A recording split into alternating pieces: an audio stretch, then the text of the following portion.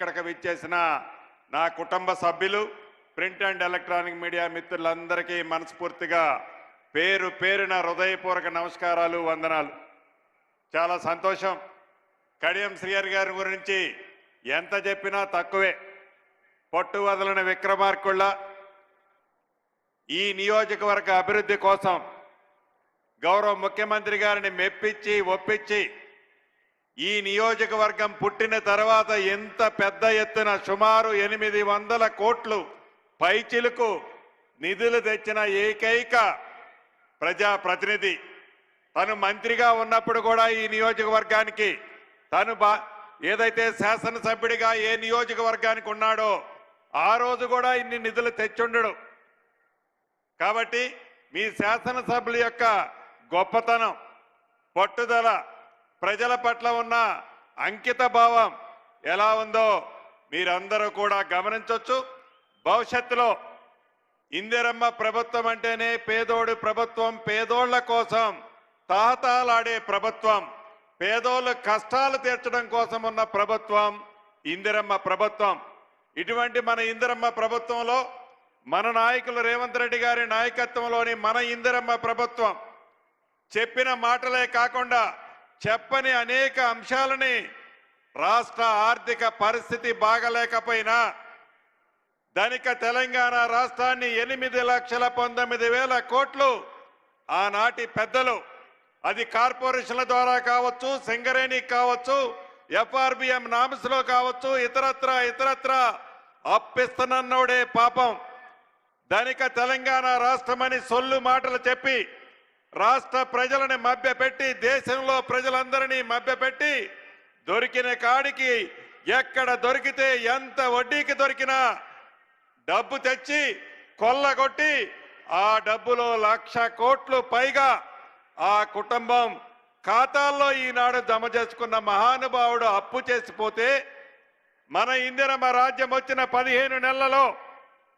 1,58,000 కోట్లు అప్పు చేస్తే 1,54,000 కోట్లు అప్పుకి సంబంధించిన అసలు మిత్తి కడితే ఆ పెద్ద మనిషి అంటాడు, మీరు 15 నెలలలో 1,58,000 అప్పు చేశారు, 10 ఏళ్లలో 15 లక్షల అప్పు చేస్తారు అని అంటాడు.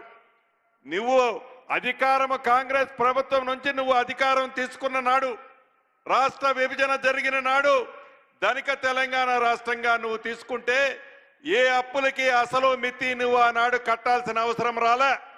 కానీ ఈనాడు ప్రతి నెల 6,500 మనం తిన్నా తినకపోయినా, మన అవసరాలు ఉన్నా లేకపోయినా అసలు మితి కడితేనే దేశంలో మన రాష్ట్రానికి గౌరవం ఉంటుంది. ఆ పరిస్థితి తీసుకొచ్చింది ఆ పెద్ద మనిషి.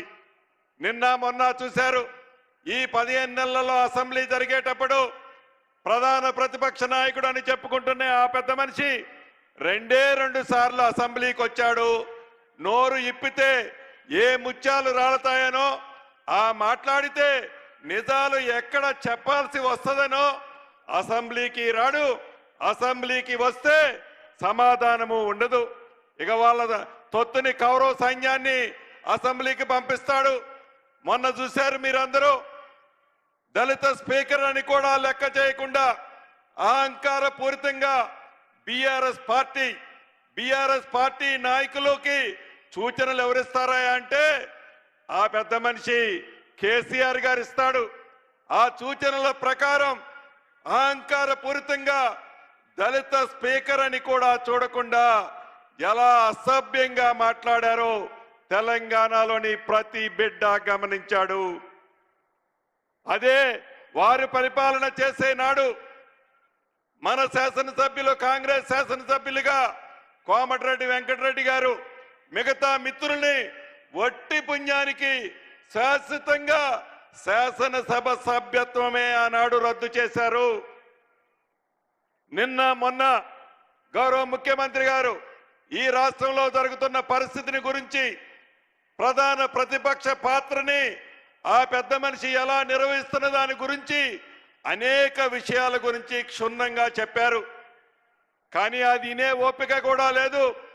వారు చెప్పేది తప్ప మన వినాలి తప్ప మనం చెప్పేది వాళ్ళు వినే ఓపిక వాళ్ళకి లేదు. అదే ఎక్కడ వినాల్సి వస్తుందో అని, ఎక్కడ నిజం చెప్పాల్సి వస్తుందోనని అసెంబ్లీ నుంచి ఎప్పుడు గేటు దాటి బయటపడి బయట సొల్లు మాటలు మాట్లాడాలని తాపత్రయపడుతున్నారు బావమరుదులిద్దరు. ఇది నిజం. తెలంగాణ ప్రజల ప్రతిదీ గమనిస్తున్నారు. నిజం. ఎన్నికల ముందు ఆనాటి పిసిసి అధ్యక్షులు గౌరవ ఈనాటి ముఖ్యమంత్రి రేవంత్ రెడ్డి గారు మేమందరం ధనిక తెలంగాణ రాష్ట్రమని నువ్వు చెబుతుంటే రాష్ట్ర ఖజానాలో ఎన్ని వేల కోట్లు నిధులున్నాయనో మేము అనుకున్నాం. పరిపాలనలోకి వచ్చిన తర్వాత తెలిసింది నీ అసలు భాగోతం.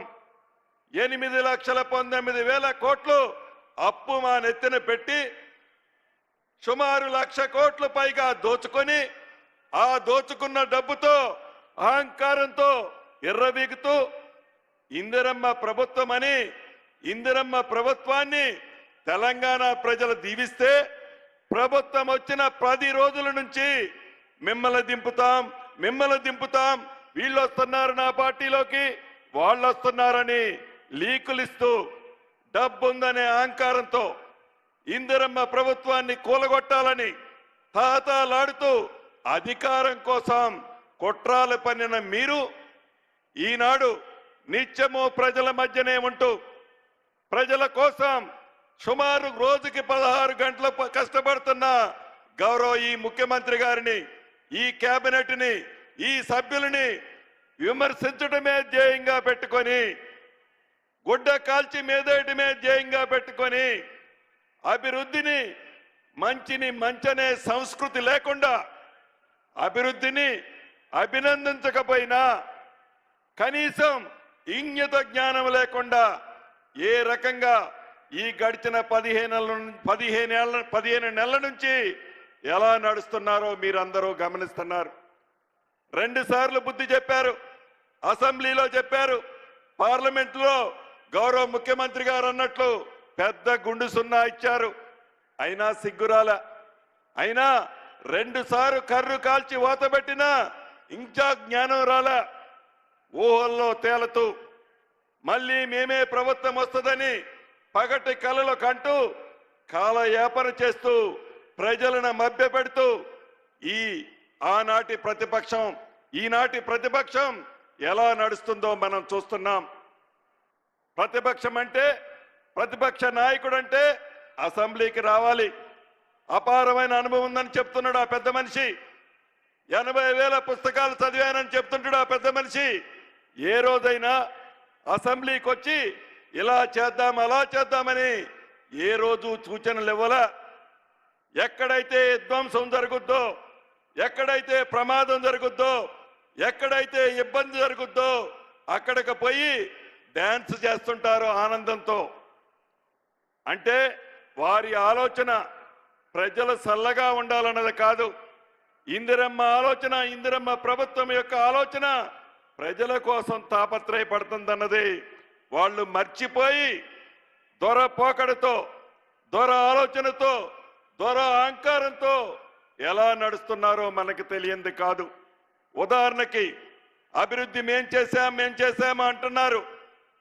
వరంగల్ ఎయిర్పోర్టు మీరు 10 సంవత్సరాలు పరిపాలించిన నాడు కనీసం జిఎంఆర్ ఎయిర్పోర్ట్ నుంచి క్లియరెన్స్ తీసుకురావాలని ఆలోచన కానీ ఇంగిత జ్ఞానం కానీ లేని మీరు మీ పరిపాలన ఇందిరమ్మ ప్రభుత్వం గురించి, గౌరవ ముఖ్యమంత్రి రేవంత్ రెడ్డి గారి గురించి, ఈ కేబినెట్ గురించి మాట్లాడే నైతిక హక్కు మీకు ఎక్కడుంది అని అడుగుతున్నాను.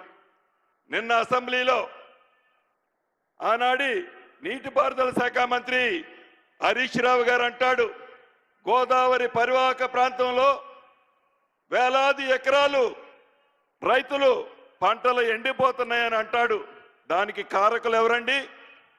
దానికి కారకులు ఎవరు?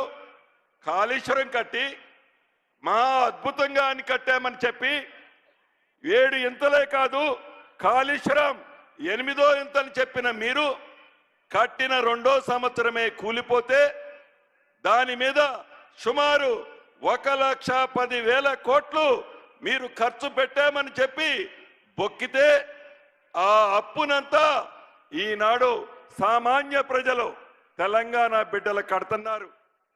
గోదావరి పరివాహక ప్రాంతాల్లో పంటలు ఎండిపోవడానికి కారకులు మీరు కాదా? కృష్ణా పరివాహక ప్రాంతంతో పంటలు ఎండిపోవటానికి కృష్ణా పరివాహక ప్రాంతంలో తెలంగాణకు రావాల్సిన నీటిని కేంద్ర ప్రభుత్వంతో మీ స్వార్థం కోసం మీ కేసులు కేంద్ర ప్రభుత్వం ఎక్కడ బయట తెస్తుందోనని ఆనాడు ఆంధ్రప్రదేశ్ ఉన్న ప్రభుత్వంతో కుంభక్కై తెలంగాణకి రావాల్సిన కృష్ణా నీటిని ఆంధ్రాకి వదిలిపెట్టింది మీరు కాదా? అటు గోదావరి కానీ అటు కృష్ణా కానీ ఈనాడు తెలంగాణ రైతుల పంటలు ఎండుతున్నాయంటే దానికి కారకులు ఇందిరమ్మ ప్రభుత్వం కాదు, దానికి కారకులు మీరు ముమ్మాటికి. చివరగా ఒకటే, అది ఇళ్ల విషయంలో కానీ భూభారతి అంటే ధరణిని బంగాళాఖాతంలో వేసి భూభారతిని తీసుకొచ్చి రాష్ట్రంలో ఎవరైతే భూములున్న ఆసాములకి భరోసా ఇచ్చే భూభారత విషయంలో కానీ ఆర్థిక పరంగా రాష్ట్రాన్ని చిన్న భిన్నం చేసి ఆ చిన్న భిన్నం చేసిన రాష్ట్రాన్ని గౌరవ ముఖ్యమంత్రి రేవంత్ రెడ్డి గారి నాయకత్వంలోని మన ఇందిరమ్మ ప్రభుత్వం గాడిలో పెట్టడానికి కొద్ది సమయం పట్టింది.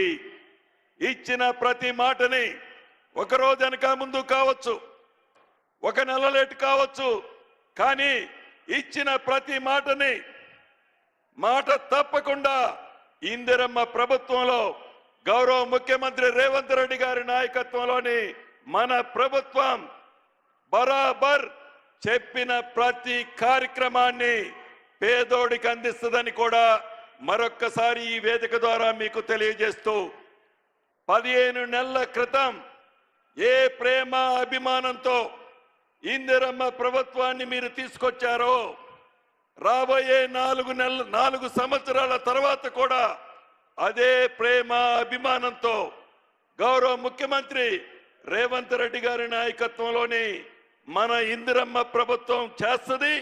తర్వాత 5 సంవత్సరాల్లో కూడా మన ఇందిరమ్మ ప్రభుత్వమే పేదోడు కష్టాలు నెరవేర్చది అని మనస్ఫూర్తిగా ఈ వేదిక మీద నుంచి మీ అందరికీ తెలుపుతూ మరొక్కసారి వేలాదిగా తరలి వచ్చిన మీ అందరికీ కుటుంబ సభ్యులందరికీ అభినందనలు కృతజ్ఞతలు తెలుపుతూ సెలవు తీసుకుంటున్నాను. థ్యాంక్ యూ అన్న. Thank you sir. గౌరవ మంత్రివర్యులకి ధన్యవాదాలు తెలియజేస్తూ ఇక